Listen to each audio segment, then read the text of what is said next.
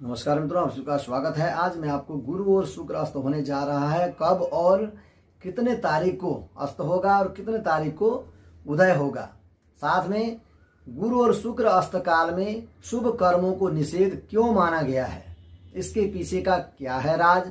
अन्य ग्रह भी अस्त होते हैं, परंतु उन ग्रहों के अस्त होने पर किसी भी प्रकार की कोई प्रतिक्रिया नहीं होती है। परंतु जब जब गुरु और शुक्र अस्त होता है तब तब इन दिनों में शुभ कर्म नहीं करना चाहिए, ऐसा सभी के मन में भाव पैदा हो जाता है। क्यों, क्या है गुरु और शुक्र में कि शुक्र अस्त होते ही, गुरु के अस्त होते ही शुभ कर्म सभी बंद हो जाते हैं। इसके पीछे का राज मैं आपको बताने जा रहा हूं। साथ में कब उदय होगा यह भी आपको जानकारी मिलेगी, और साथ में गुरु और शुक्र के अस्त होने पर किन किन राशियों के लिए होगा नुकसान। शुक्र अस्त हो रहे हैं 24 अप्रैल से लेकर के 7 जुलाई तक शुक्र अस्त रहेंगे।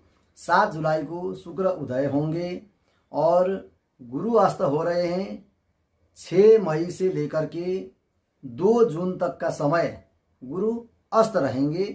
इन दिनों कोई भी शुभ कार्य कदापि नहीं करने चाहिए।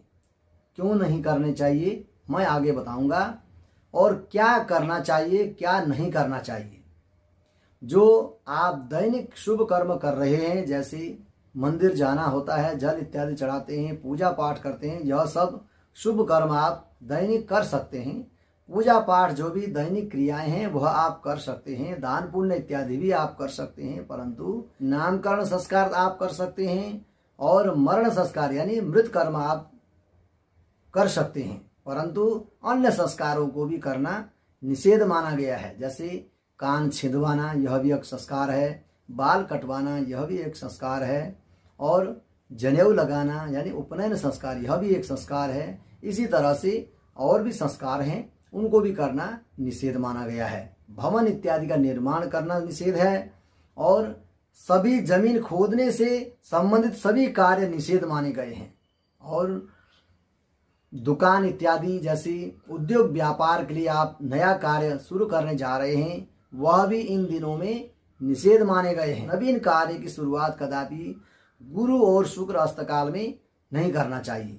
जैसे विवाह इत्यादि है, मुंडन संस्कार है, यह भी कदापि नहीं करना चाहिए। बालक के जन्म होने के बाद माथा टिकाने के लिए आप जा रहे हैं तो यह भी कार्य कदापि नहीं करना चाहिए। तीर्थ स्थलों पर यदि आप प्रथम बार जा रहे हैं तो वहां भी आपको कदापि नहीं जाना चाहिए। यदि आप पहले जा चुके हैं तब आप जा सकते हैं। यदि आपका मन है कि इन दिनों में पहली बार हम इन तीर्थ स्थलों पर जाएं तो आपको कदापि नहीं जाना चाहिए। साथ में यदि बालक आपका प्रथम बार स्कूल जाने लायक हो गया है और बालक को आप स्कूल डालने जा रहे हैं, तब आपको 24 अप्रैल से पूर्व ही आपको बालक को स्कूल में डाल देना चाहिए और भेज देना चाहिए। 7 जुलाई के बाद आप अवश्य भेज सकते हैं, उससे पहले और 24 जुलाई के बाद आपको नहीं भेजना चाहिए।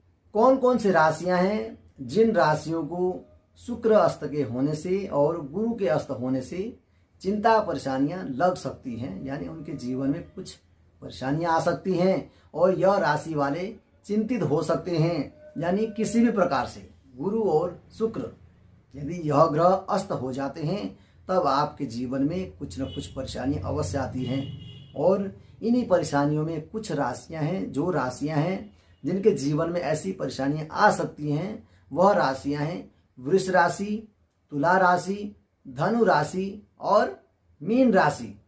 यह 4 राशियां ऐसी हैं जिनके जीवन में अवश्य 24 अप्रैल से लेकर के 7 जुलाई के मध्य आप कुछ चिंतित अवश्य रहेंगे, अथवा बड़ा नुकसान भी हो सकता है। आपको एहतियात रखना चाहिए। यह 4 राशियों के जीवन में अवश्य कुछ न कुछ चिंता अवश्य लगी रहेगी।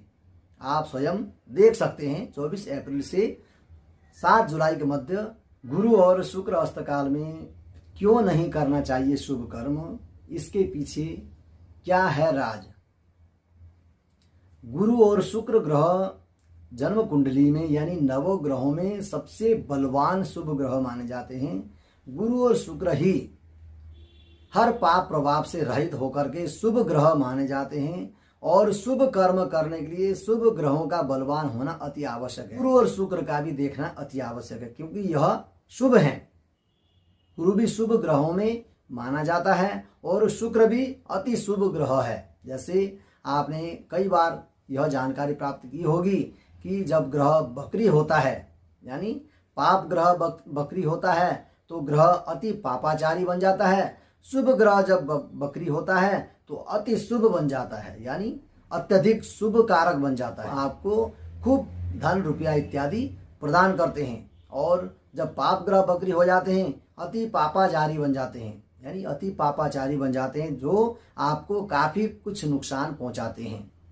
इसलिए राक्षस प्रवृत्तियां जाग जाती हैं पाप ग्रह के बलवान होने से और शुभ ग्रहों के बलवान होने से देव प्रवृत्तियां जाग जाती है। और शुक्र ऐसे ग्रह हैं जो परिवार से लेकर के व्यापार तक और जमीन से लेकर के भवन तक के कारक गुरु और शुक्र ही माने जाते हैं। सूर्य के समीप कोई भी ग्रह वहां पहुंचते हैं तो सूर्य के तेज यानी इतना पावरफुल सूर्य होता है, गर्म होता है कि उस गर्मी में यदि शुभ ग्रह पहुंच जाते हैं तो वह शुभ ग्रह भस्म हो जाते हैं यानी उनका पावर क्षय हो जाता है, क्षीण हो जाता है और अपने सभी शुभ प्रभाव को वो खो देते हैं। गरीब इंसान किसी को भी क्या दे सकता है और जब वही इंसान अमीर हो जाता है तो वह बहुत कुछ देने लायक बन जाता है। और गुरु और शुक्र हस्तकार में आप गुरु और शुक्र की आराधना अत्यधिक करें। इनसे संबंधित सभी उपाय आप कर सकते हैं, छोटे से लेके बड़ा तक। और आप कोई भी आप उपाय करें उससे आपको गुरु और शुक्र को बल मिलेगा। जब गुरु और शुक्र को बल प्राप्त होगा तो आपको लाभ प्राप्त होगा। गुरु से संबंधित जो भी व्यापारी हैं उनको भी परेशानी आ सकती हैं, शुक्र से संबंधित जो भी व्यापारी हैं उनको भी परेशानी आ सकती हैं। इसी तरह मेरे यूट्यूब चैनल को आप देखते रहें, लाइक करें, शेयर करें, सब्सक्राइब करें, बेल आइकन को अवश्य दबाएं। वीडियो अच्छा लगे तो कमेंट अवश्य करें। जय श्री राम।